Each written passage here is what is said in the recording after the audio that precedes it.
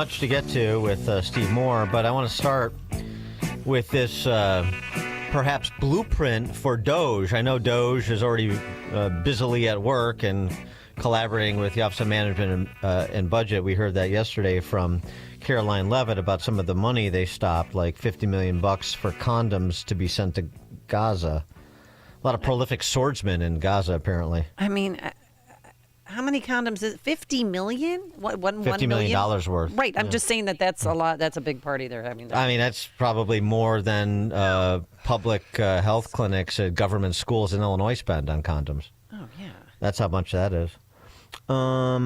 Yeah. So, but before we do a blueprint for Doge from our friends in Argentina. Malay's Minister of Deregulation is a gentleman named Federico Sturzenegger, like Schwarzenegger, but Sturzenegger. He's the Terminator when it comes to regulation. Listen to him explain the approach to deregulating the Argentinian economy that he has taken with Malay's direction, of course. These are actually the real original. I have them in my office here.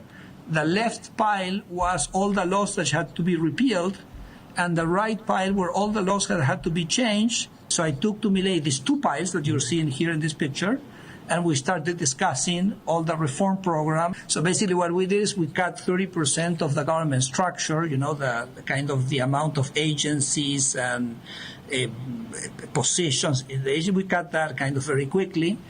Now moving into 24, we go into what we call the chainsaw 2.0, which we call the deep chainsaw, okay?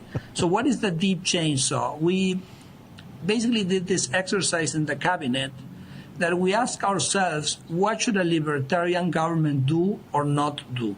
We said, if it's something that the private sector can do, then we shouldn't do it. So we say housing, we don't think the national government should build houses. So basically we are eliminating all the area in the ministry which has to do with housing, okay?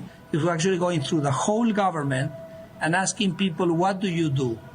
And when they answer us what they do, we check if it's in the list of things that we think a libertarian government should do, or it's in the list of things that we think the libertarian government should not do. If it's not, if it's in the not do, then we close the area, we shut down the area, and then we move on. Imagine that Elon Musk would call me and say what recommendation I have. I would say the thing is not making efficient what you have.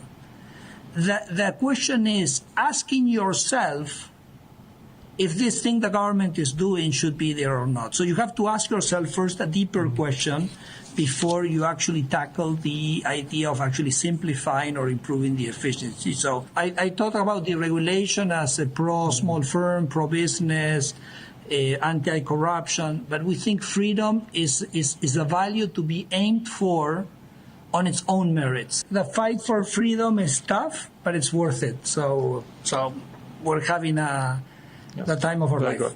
We're having the time of our life, sounds like it, and the Argentinian people are benefiting as a result. Chainsaw 1.0, Chainsaw 2.0, two piles, the laws that we need to repeal, the laws that we need to reform. The big question we ask ourselves is whatever the government is doing in a particular area, is this something the government should be doing at all or not?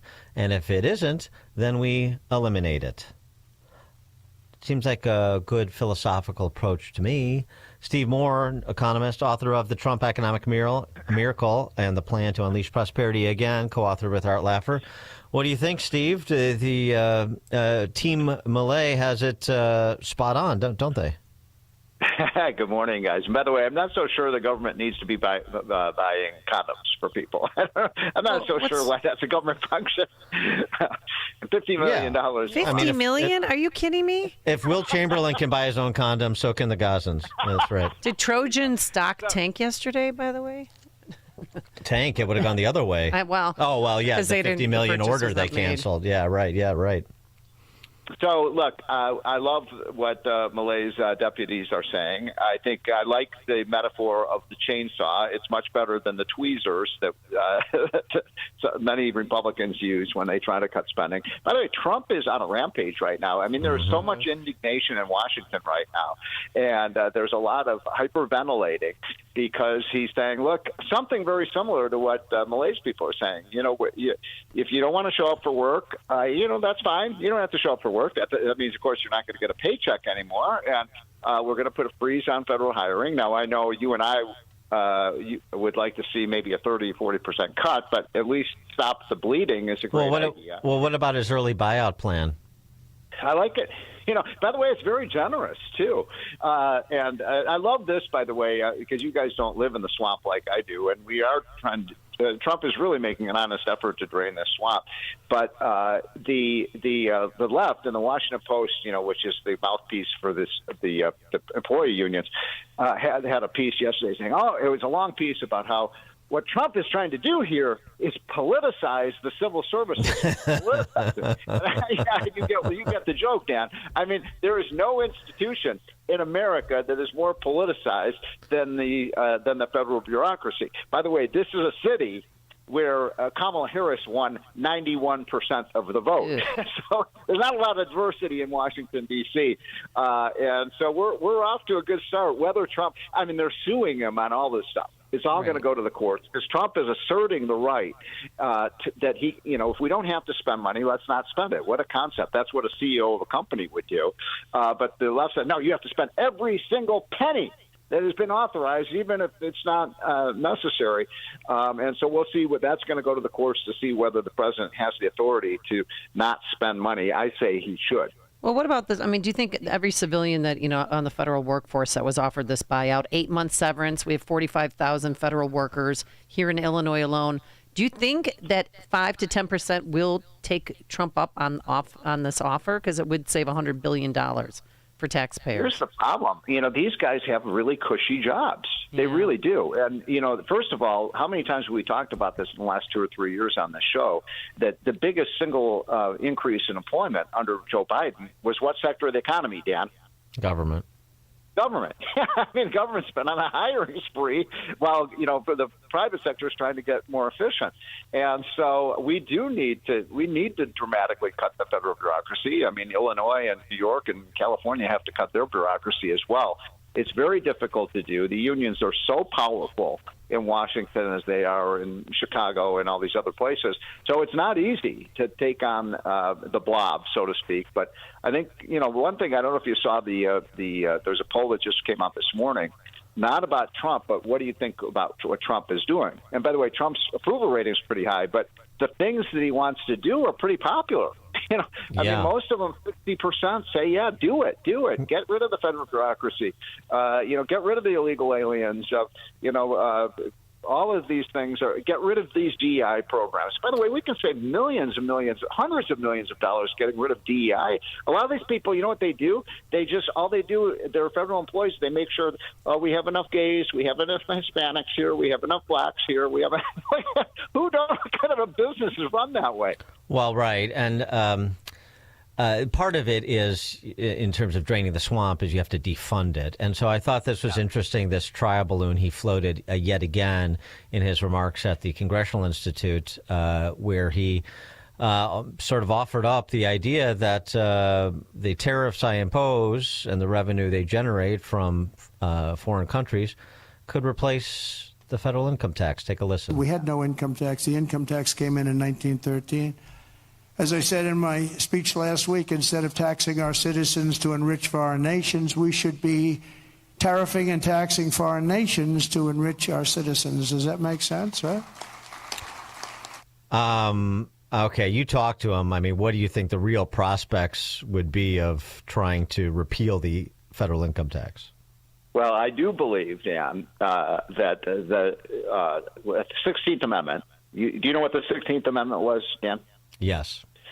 It created the federal income tax. I believe that was one of the greatest grievous errors that our country ever committed, and it was a disaster. And I would love to go back to. I've always been an advocate of a national sales tax, instead of a federal income tax. I know you've heard of the fair tax. I've always loved that idea. And Tariffs are basically a national sales tax. They are, exactly. Thank you. But I don't think, look, is that going to happen? Probably not. But I do. Steve Forbes and I put out this idea that's moving that direction where we say, why don't we just tax everything at 15%? So we'd have a federal income tax of 15%, a corporate tax rate of 15%, a dividend tax of 15%, a capital gains tax of 15%, an inheritance tax of 15%, you put a duty on the goods and services that come into the country at 15%. I think that would be wonderful for the economy. I don't know, Amy, what do you think? 15% across the board. Sounds good, but we got to tackle the egg prices. I want to get your reaction to this because eggs are evil, and now the Democrats cannot stop focusing on it. Here's yesterday's press conference. Christian Day talk. Thanks, Caroline. Just real quick. You mentioned the inflation executive order the president signed, but egg prices have skyrocketed since President Trump took office. So what specifically is he doing to lower those costs for Americans? Really glad you brought this up, because there is a lot of reporting out there that is putting the onus on this White House for the increased cost of eggs. I would like to point out to each and every one of you that in 2024, when Joe Biden was in the Oval Office, or upstairs in the residence sleeping, I'm not so sure, egg prices increased 65% in this country.